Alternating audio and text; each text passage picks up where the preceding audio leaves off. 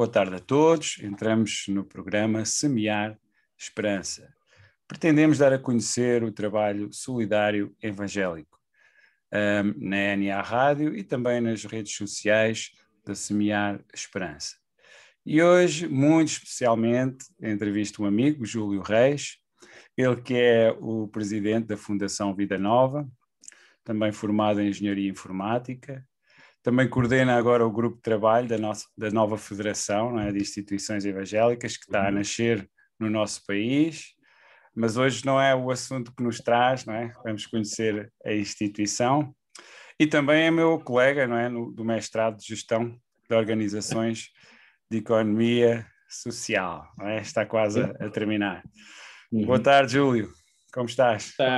Boa tarde, Pedro. Tudo bem, graças a Deus.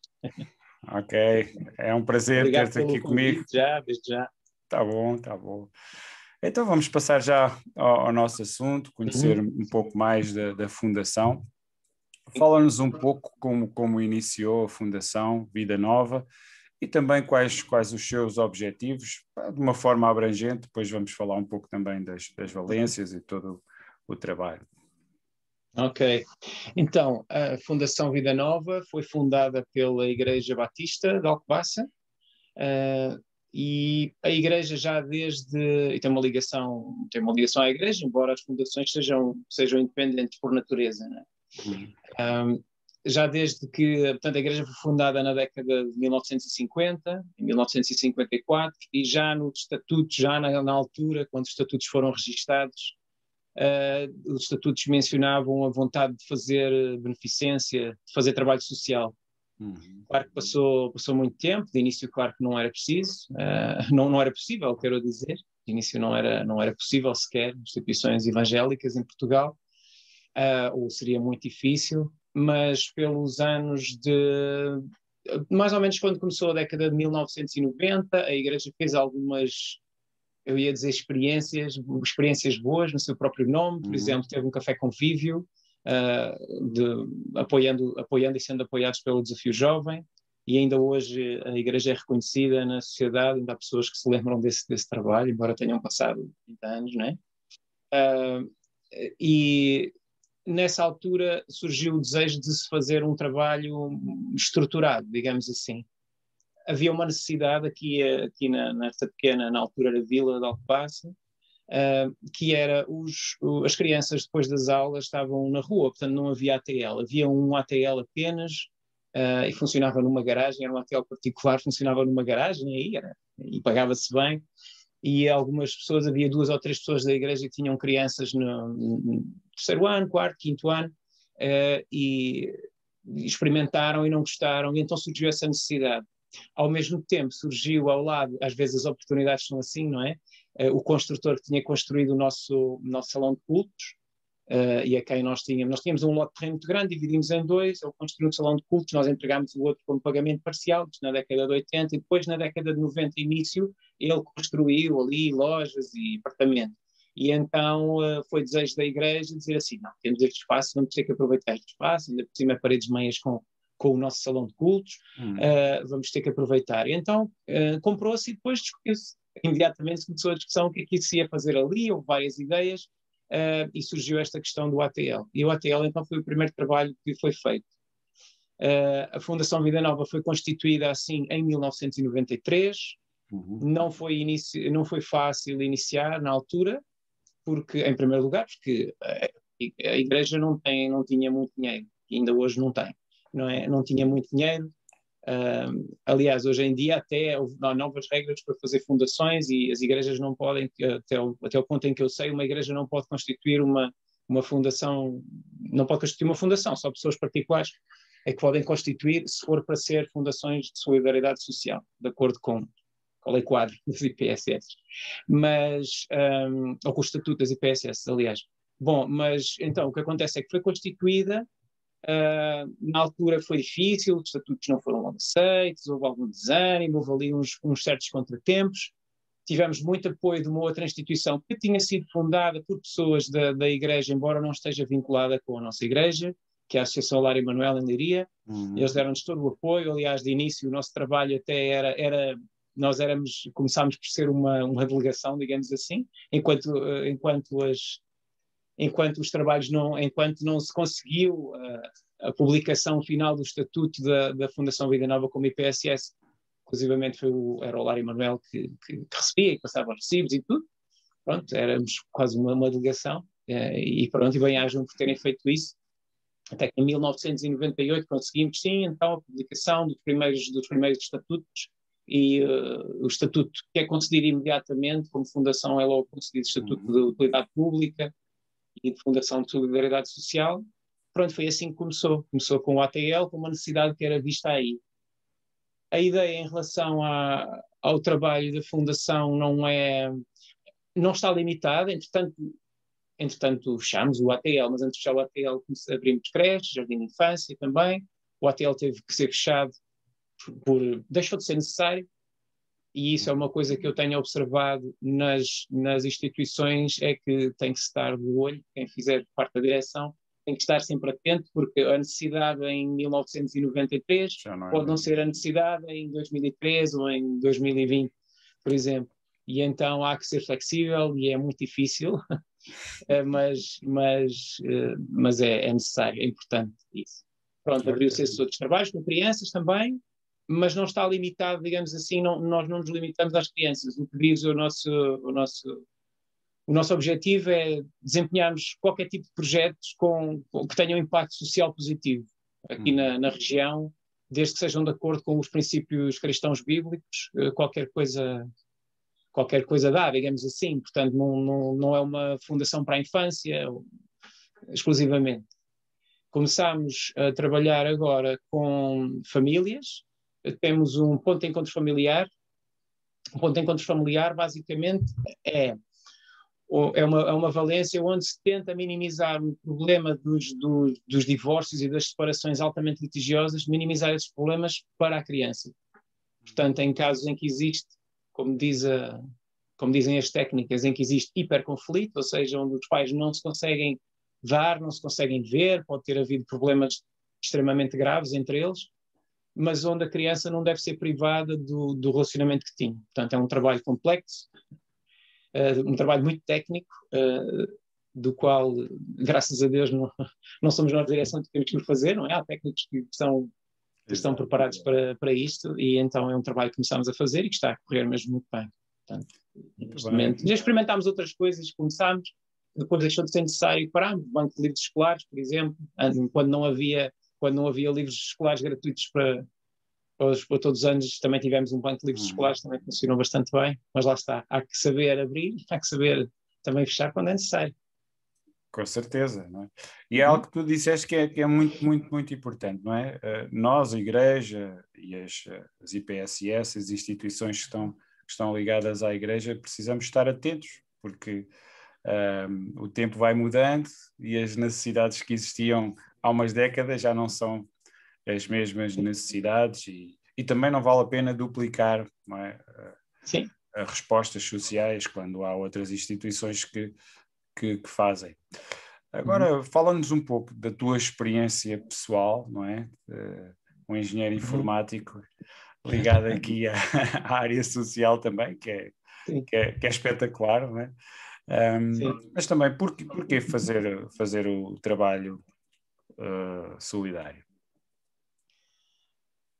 Porque, sei lá, eu neste ponto já só consigo dizer porque não, virar a pergunta ao contrário, ou melhor, como não fazer, não é? Nós somos, por um lado, somos filhos, não é? De Deus. E Jesus disse que Deus era bom para todos, não é? Fazia o sol brilhar sobre os justos e os injustos, fazia a chuva cair sobre todos. Portanto, tudo quanto é bom, Deus é bom para todos. E que se nós somos filhos de Deus, nós adquirimos o caráter de Deus. E é impossível ficar indiferente, digamos assim, às questões sociais. Mesmo aos problemas mais, digamos assim, há coisas inovadoras na área social e há coisas que parece que não são inovadoras, que são repetitivas. Sei lá, fazer uma creche. Se quem disser que é uma creche, eu podia explicar como é que esta creche é diferente das outras. Mas a gente sabe que é uma creche, não é? E há mais quem faça. Mas, no entanto, não deixa de ser uma necessidade. Alguém tem que a suprir. E é uma necessidade muito grande. E para nós é bom, sei lá, também podia dizer, também se faz para se ouvir, sendo talvez mais, eu não queria dizer a palavra egoísta, não é? Mas a verdade é que também se recebe coisas boas. Por exemplo, ouvir de pais dizer, é tão bom, sinto-me tão descansado a poder ir trabalhar e ao menos saber que o meu filho fica bem, fica com pessoas que realmente cuidam dele e vocês têm uma perspectiva diferente. Ver até a transformação de atitude da parte de algumas pessoas que eram muito desconfiadas porque afinal somos protestantes e as pessoas nem sabem o que é isso, quanto mais, não é? E somos isto e somos aquilo, sabem lá o que é que nós somos e estão muito desconfiadas, pensam que vamos fazer alguma lavagem ao cérebro às crianças, o que não é nada. Não, até é bom sentir as pessoas a relaxar e perceber, não, espera aí, isto não é um truque. Eu não estou a fazer isto só para ver se, sei lá, não sei, para ver se com o meu dízimo, uma coisa assim, ou não é um engano, é mesmo por compaixão. Portanto, essa é, digamos que a razão principal, é que não há como evitar. Os problemas estão lá e Deus torna-nos solidários não só para com o seu povo, claro, em primeiro lugar, mas para com toda a gente e para com tudo o que acontece. Como evangélico, não é? Que és e somos. Bem, é bom ouvir esse testemunho e esse testemunho repete-se em diversas instituições que eu entrevisto, não é? Pessoas que mudam completamente a forma de pensar, até dos evangélicos, não é? Alguns pensam que são grupos secretos, mas pronto, temos que fazer diferente e através das nossas ações, mais do que nas nossas palavras, marcar esta sociedade. Mas vendo as coisas ao contrário, tu sentes que há entraves, por vezes, por seres evangélico, por seres uma instituição evangélica, temos que percorrer um caminho diferente de outras instituições. O que é que achas disso? Sim, depois fica mais fácil, digamos assim, ou até agora tem se tornado mais fácil. Isso. O que eu posso dizer é apenas uma perspectiva pessoal, digamos assim, pode não se aplicar a todos os casos e até outras pessoas podiam ter tenham outra perspectiva. Mas sim, pelo que eu assisti, eu estive sempre relacionado com a Fundação Vida Nova, estive nas Assembleias Deliberativas de Igreja, no qual foi criado, ou se disse que se ia fazer e tal. Depois estive numa direção de 98 até 2000, depois estive sempre perto, porque a minha esposa é diretora técnica, então estou sempre por aqui e sou membro da igreja. A Fundação Vida Nova é, claro que é independente, portanto, o Conselho de Administração é que nomeia quem vem a seguir, mas estatutariamente os estatutos dizem que todos os membros dos corpos sociais têm que ser membros de pleno direito da Igreja Batista de Alcobaça. Portanto, é só isso. A Igreja não interfere, nem sequer é a Igreja que nomeia a direção. Isso nem sequer é permitido, penso eu, atualmente. Portanto, as fundações são independentes, mas existe esta ligação e nada do que fazemos pode ir contra a Igreja. Não é? Mas voltando à questão Bom, por um lado nós podemos dizer que outros têm outro tipo de privilégio, não é? Como por exemplo, não é? Nós sabemos, toda a gente sabe que, pelo menos quem está dentro disto, que para a Igreja Católica é muito fácil.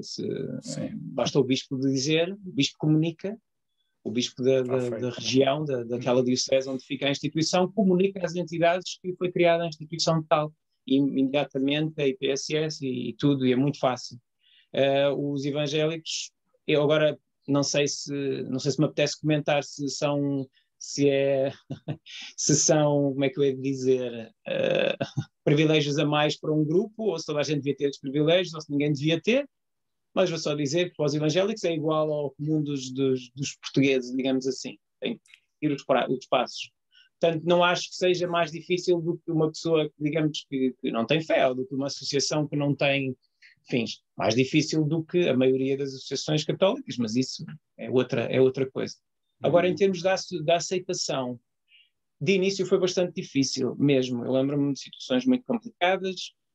Nós sempre, aqui uma coisa que fazem-se duas coisas. Para além de festa de Natal, que existe sempre festa de Natal, e festa de Natal é Jesus, e também também se trabalha a Páscoa, obviamente, e claro que a Páscoa é a morte de Jesus também. É esse o significado que damos o significado bíblico às coisas. Para além disso, os meninos fazem oração antes de comer.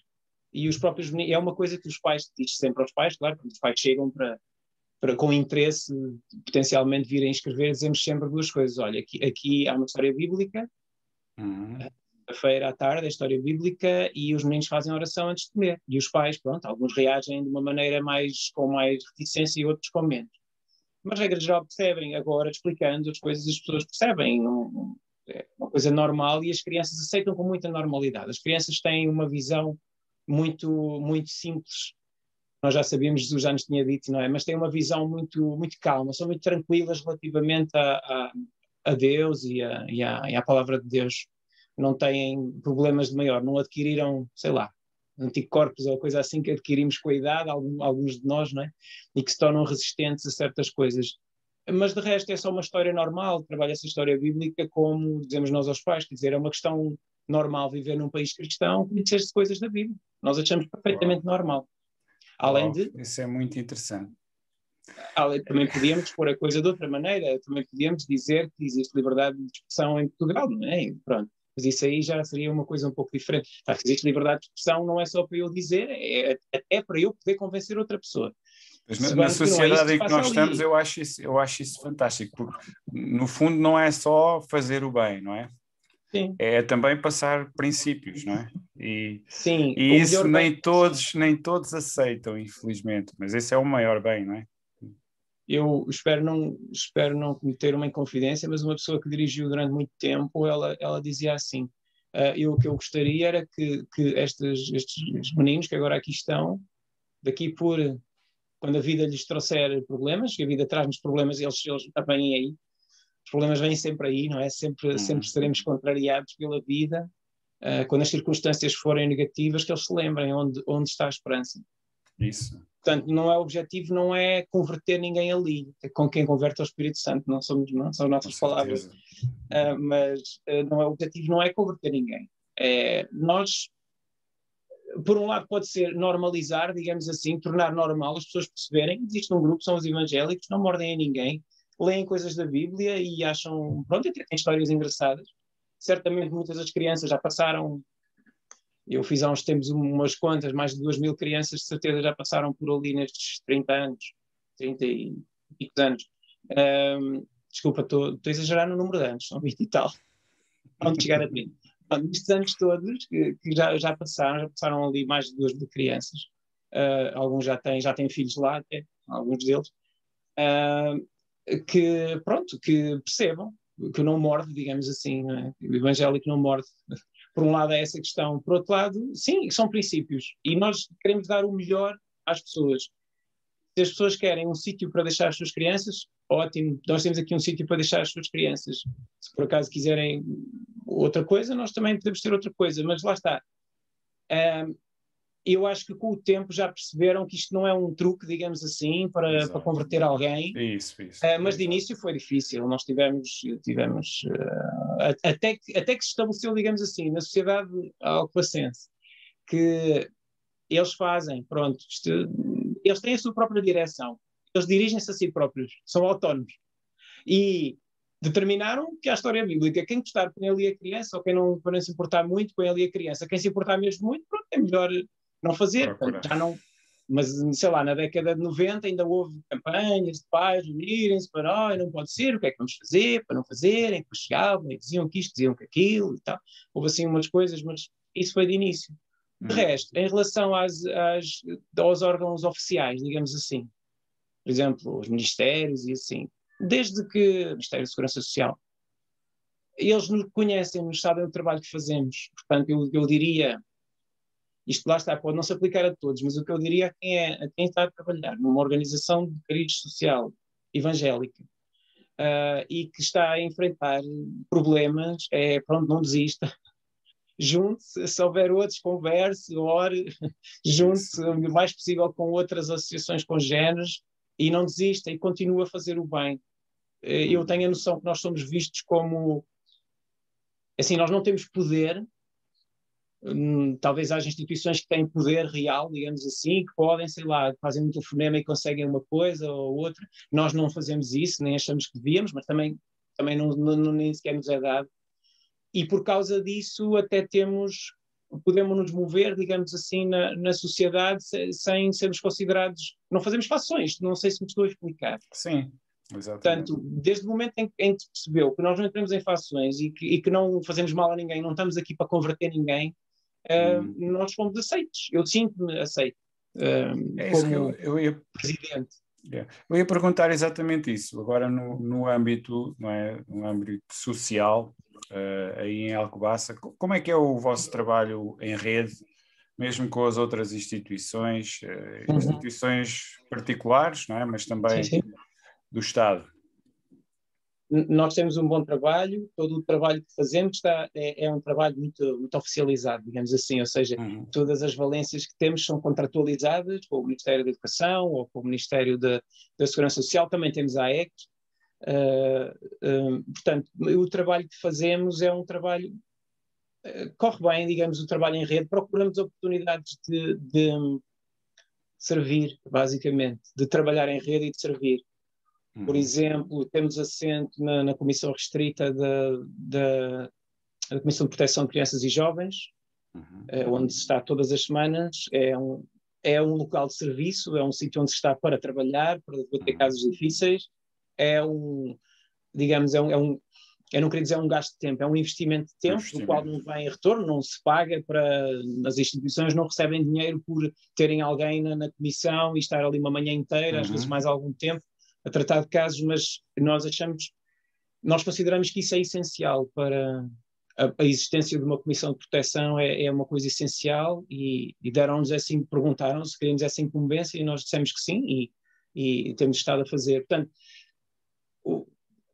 trabalhamos bem em rede com as instituições, não temos capacidade para criar novos projetos, digamos assim, gostaríamos muito, né? Sonhos não faltam, gostaríamos de fazer outro tipo de coisas, obviamente, à medida que Deus nos fosse dizendo e que as oportunidades fossem aparecendo, mas temos um bom trabalho em grupo, não sentimos entraves por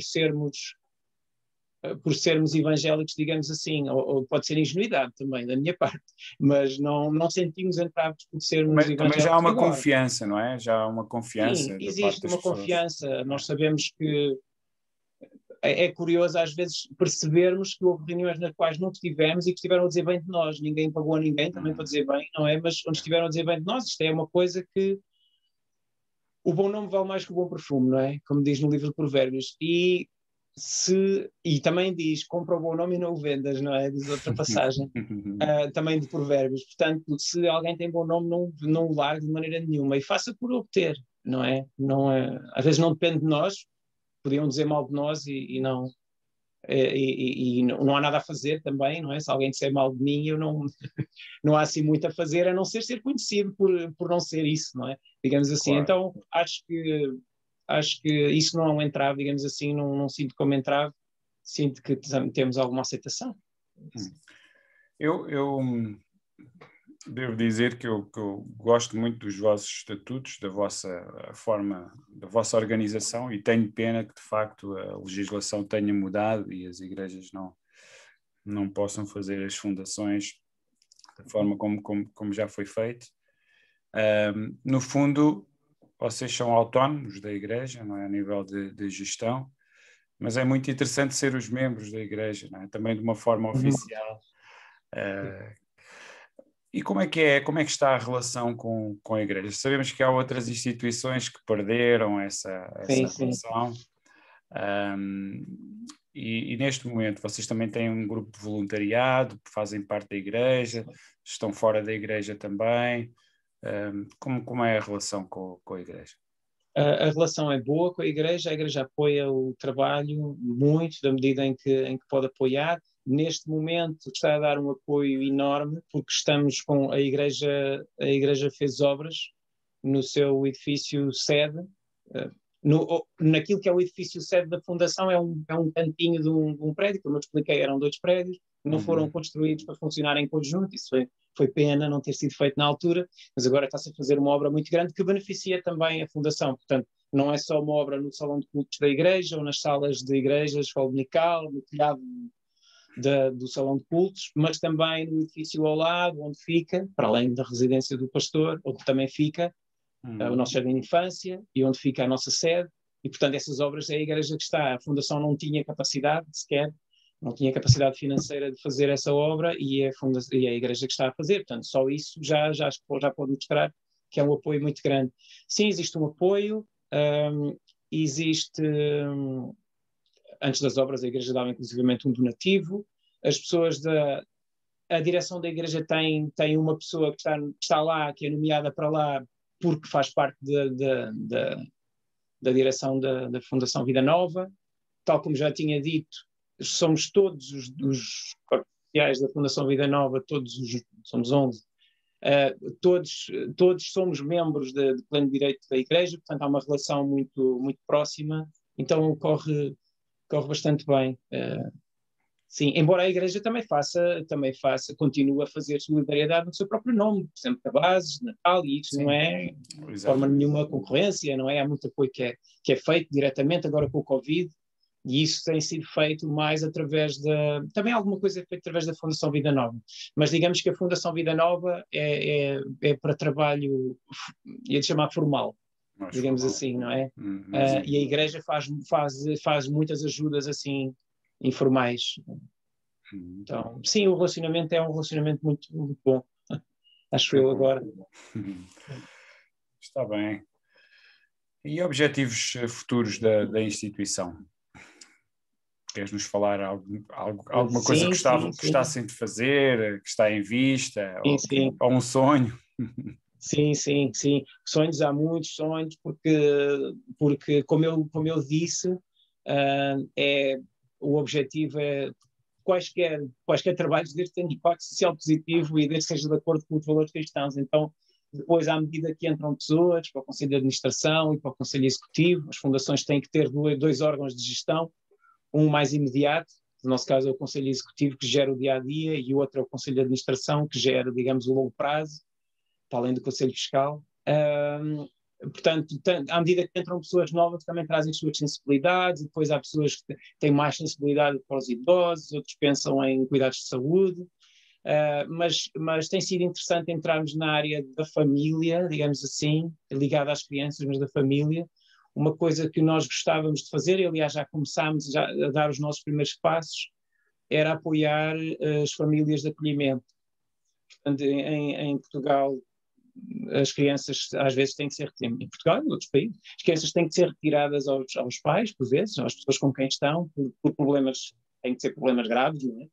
Às vezes são retiradas pelo tribunal, e quando são retiradas elas podem ser colocadas ou numa família de acolhimento ou numa instituição. Acontece que em Portugal 97% das crianças são colocadas em instituição, o que se calhar a percentagem devia ser invertida. Portanto, há alguns casos onde deviam estar em instituições, mas a esmagadora maioria dos casos deviam estar em famílias de acolhimento. E porquê é que não estão? Porque é difícil ser família de acolhimento. Em primeiro lugar, porque também há que divulgar isso também. Está pouco divulgado, penso eu. Poucas instituições a nível nacional a trabalharem com famílias de acolhimento. Mas era muito útil que houvesse mais. E até digo que qualquer pessoa bem formada, não é? E com disponibilidade, pode ser família de acolhimento, mas até digo que os evangélicos, por maioria de razão, até deviam ser os primeiros a chegar-se à frente, digamos assim, a acolher crianças temporariamente, crianças de diferentes idades, não é? Mas acolher uma criança, porque não pensar nisso? Famílias que já tenham os seus próprios filhos, não é a mesma coisa que uma adoção, é diferente. Também a adoção seria outra ideia, mas só as famílias de acolhimento, porque nós sabemos que nós somos acolhidos, não é? Nós recebemos graça, não é? Nós somos acolhidos na família de Deus, então acho que também só por isso devia ser suficiente para pensarmos em acolher. Portanto, uma coisa que gostaríamos de fazer é poder ter uma equipa que pudesse apoiar, uma equipa técnica, que pudesse apoiar o acolhimento familiar, com um psicólogo, com uma educadora social, pudesse ajudar, motivar os pais, dar-lhes bases, dar-lhes até bases espirituais, se precisassem disso, se quisessem, para se manterem firmes nesse propósito e serem família de acolhimento. Isto é uma coisa que nós começámos a fazer, vamos começar provavelmente com o público em geral, mas e no futuro, não é?